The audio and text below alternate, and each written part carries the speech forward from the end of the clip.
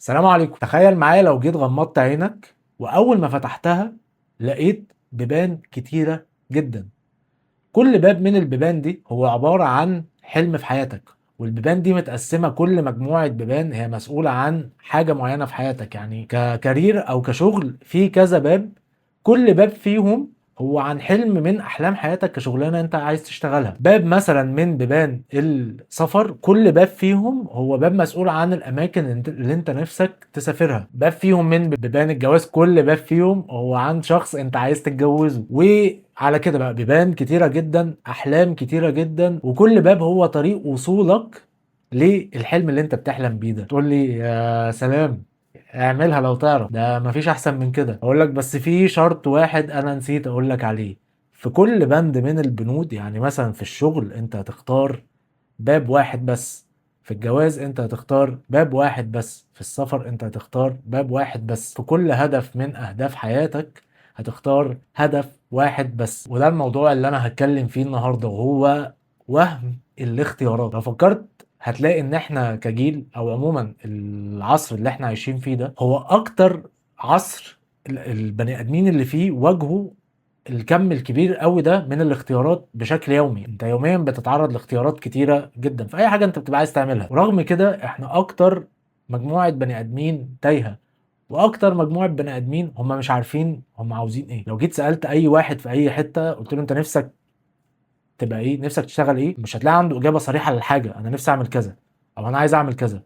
هيفضل يفكر انا نفسي اشتغل الشغلانه اللي انا بشتغلها، او انا نفسي افتح مشروع، او ان انا نفسي ابدا اصور كونتنت، او ان انا نفسي ابقى بعمل هيبدا مخه هيعرض له كل الاختيارات اللي هو بيحلم بيها بشكل يومي. وللاسف احنا كبني ادمين مش مصممين ان احنا نتعرض للكم ده من الاختيارات. يعني مثلا بص كده على الاجيال القديمه، جيل اهلنا، هتلاقي ان هو كان والله بيتولد في المنطقة دي فيها حضانة، بيدخل الحضانة دي فيها مدرستين، واحدة خاصة وواحدة حكومي. بيدخل المدرسة اللي قريبة من بيته، بيتخرج هي جامعة واحدة اللي موجودة في المحافظة دي. والله جاب المجموعة للحاجة اللي هو بيحلم بيها دخلها، ما جابوش هيدخل الحاجة اللي جات له. خلص هما كام مكان اللي ممكن يشتغل فيهم حواليه بيشتغل فيهم. يكبر مع كام سنة يبدأ يعمل فلوس، يقابل واحدة من الأعداد المحدودة اللي في المنطقة تعجبه، يتجوزه، يخلف، والدايرة عمالة تعيد نفسها. ده حتى كمان لو جه مثلا عايز يخرج في يوم، هو مكان خروج واحد، هو نادي واحد، هو جنينة واحدة، هو مطعم واحد. فالاختيارات كانت محدودة جدا في الأجيال اللي كانت قبلنا. بس بص بقى على دلوقتي، أول ما الطفل ما بيتولد وهو بيبقى في امتحان. والله الطفل اتولد اهله مش عارفين يدخلوه حضانة عادية ولا حضانة خاصة، حضانة انجليزي ولا فرنساوي ولا الماني ولا مش عارف ايه. خلص الحضانة داخل المدرسة، اهله مش عارفين يدخلوه مدرسة خاصة ولا مدرسة حكومي. طب لو مدرسة خاصة، المدرسة الخاصة دي في برايس رينج ايه، تكلفتها عاملة ايه؟ في مدارس خاصة تكلفتها عادية، في مدارس خاصة تكلفتها بالدولار. كل مدرسة خاصة ثانوي ولا امريكان ولا اي جي، خلص يدخل انهي جامعة، جامعة خاصة ولا حكومي، ولا يسافر. طب خلص دراسة يشتغل هنا ولا يشتغل بره، ولا يغير كاريره اساسا. كم من الاختيارات ملوش اول من اخر، كم من الاختيارات مرعب. تيجي تقول لي والله طيب احنا كترنا، وعشان احنا كترنا الفرص زادت والاختيارات زادت، فدي مش مشكلة، بالعكس دي ميزة.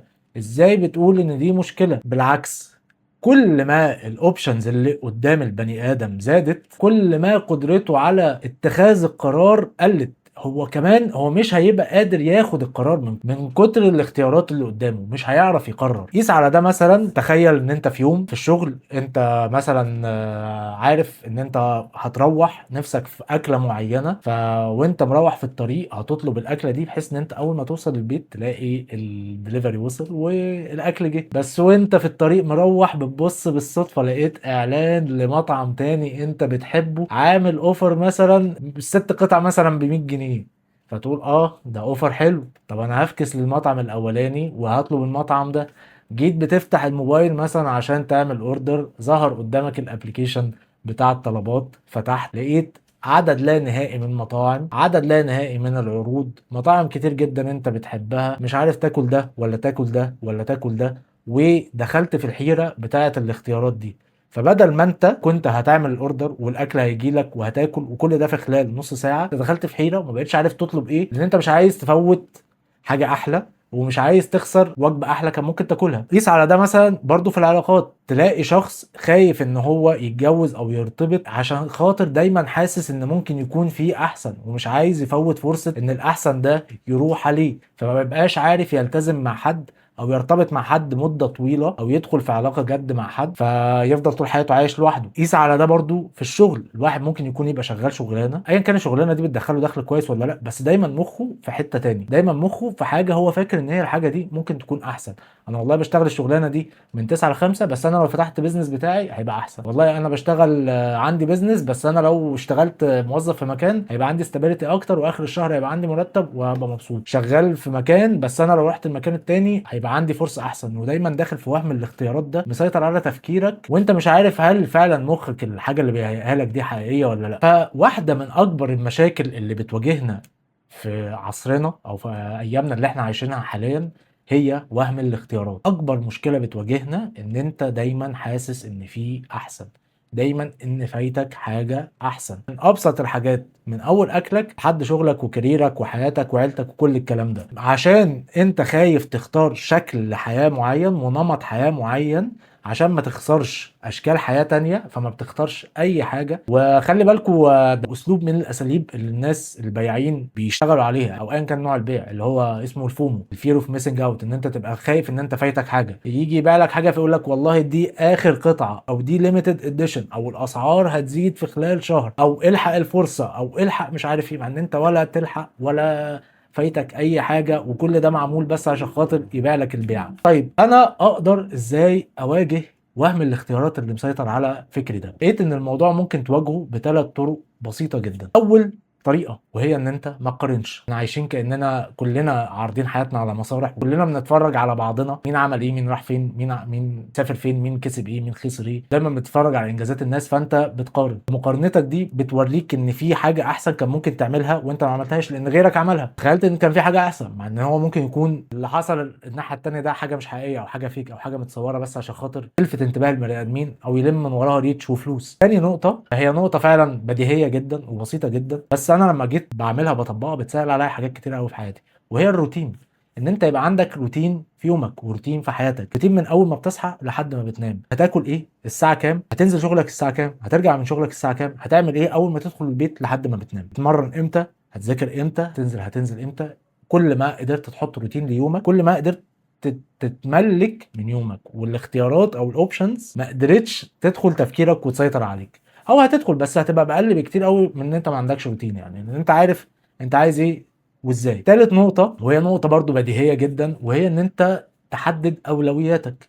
طول ما انت محدد اولوياتك الاختيارات الكتير قوي اللي حواليك مش هتلفت انتباهك لان انت عارف انت عايز ايه. طول ما انت عرفت انت عايز ايه وحاربت الدنيا عشان توصل للي انت عاوزه ده، مهما ظهر ملهيات حواليك وحاجات بتقولك تعالى بص اشتري اعمل بص فايتك ايه سافر مش عارف ايه، كل الحاجات دي مش هتدخل تفكيرك لان انت عامل زوم ان جدا على الهدف اللي انت عاوزه او الاولويه اللي انت حاططها اولويه في حياتك. حط دايما في دماغك الايه اللي ربنا بيقول فيها لكي لا تأسوا على ما فاتكم ولا تفرحوا بما أتاكم. أيا كان اللي حصل لك أو أيا كان الاختيار اللي أنت داخل عليه أو أيا كان الحاجة اللي حصلت لك، حاجة حلوة أو حاجة وحشة، كل ده مقدر ومكتوب لك من قبل ما أنت ما تشم نفسك في الدنيا وتبقى بني آدم فيه روح وبيتنفس وبيتحرك وبيعمل. كل ده مقدر لك ومكتوب لك